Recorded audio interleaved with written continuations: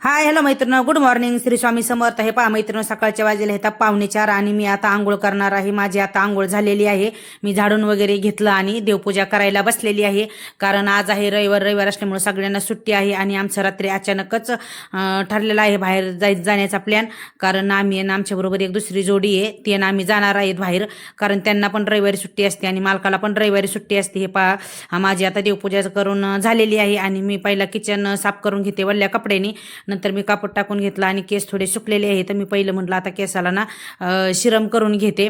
नंतर जाईपर्यंत केस सुकायचे बी होते चांगले आणि मी लगेच व्हॅसलीन पण लावून घेतली आणि मालकाला पण आवाज देत होते उठा म्हणून. हे पा त्यांना उठवलं, आंघोळी लावलं आणि मी मालकाची पण आंघोळ होत आली होती. त्यांना विचारलं चहा ठेव का, ते म्हणले बोलले चहा ठेव. आणि नंतर हे पाहता मी ना इथं आम्हा दोघाला चहा ठेवत आहे आणि मुलांना पण आवाज देत होते उठा उठा म्हणून. अगोदर दादाला उठलं, त्याला म्हटलं आमच्या दोघांच्या पण आंघोळ्या झालेल्या आहेत, तू पण आंघोळ करून घेते. म्हणलं आई लवकर होते, पण म्हणलं जा बाळा लांब जायचं असले की लवकर उठावं लागतं. मग मी त्याला उठवलं, आंघोळीला पाठवलं आणि नंतर आहे ना चहा उकळते तोपर्यंत मी काय केलं, भांड्याची जाळी पण चालू लावून घेतली. कारण म्हटलं कधी जर लावायची म्हणलं तर मलाच लावायची म्हणून थोडा वेळ होता. त्याच्यामुळे ना मी लगेच भांड्याची जाळी लावून घेतली. कारण डब्बा वगैरे नेणार नव्हता, आम्ही फक्त चहा पाणी करून जाणार होतो. कारण लई सकाळ सकाळ असल्यामुळे ना नाश्ता पण एवढे सकाळी खाऊ वाटत नाही म्हणून फक्त चहा घेणार होतो आणि जाणार होतो. कारण आज रविवारी असल्यामुळं गर्दी पण असते म्हणले तिथं, लवकर निघायचे होते. चहा उकळला आणि आम्ही दोघे इथं चहा प्यायला बसलोत. पण मी म्हटलं मी काही चहा फक्त घेऊ शकत नाही, मला पित्त वगैरे होईल म्हणून मी त्याच्याबरोबर एक टोस्ट पण घेतला. आणि मी पाहत होते किती वाजल्यात, तर दादा बी बोलला आई माझी पण आंघोळ होत आलेली, मला पण चहा ठेव. मग नंतर मी चहा घेतल्याच्या नंतर परत त्याला पण चहा ठेवला आणि लगेच छोट्याला पण आवाज दिला, बाळा म्हणलं उठ, म्हणलं आपल्याला जायला लेट होते. मग त्याला उठवलं, त्याची आंघोळ वगैरे घातली.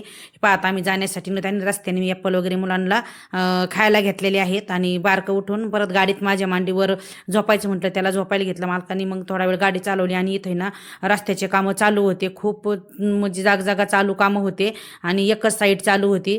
नंतर आम्ही पुढं आलो, मुलांना भूक लागली होती, जवळजवळ आलो होतो आम्ही. मग आम्ही पहिला नाश्ता करून घेतला, कारण आज रविवार असल्यामुळं म्हणले गर्दी असेल तिथे, एकदा मुलांची पोटं वगैरे भरले ना मग आपल्याला टेन्शन नाही राहायचं. आता आम्ही इथं आलो, यांनी आम्हाला उतरून दिलं आणि ते म्हणले मी गाडी पार्किंग लावतो तोपर्यंत तुम्ही जा. मैत्रिणी मी आज आलेली आहे शिर्डीला दर्शन घेण्यासाठी. हे पहा आम्ही आता इथं ना गाडी लावली तिकडं साईडला आणि मंदिरात दर्शन घ्यायला आलो. तिथे गेल्यानंतर आम्ही भरपूर लांब गेलो आणि त्यांनी सांगितलं मोबाईल ठेवून द्या.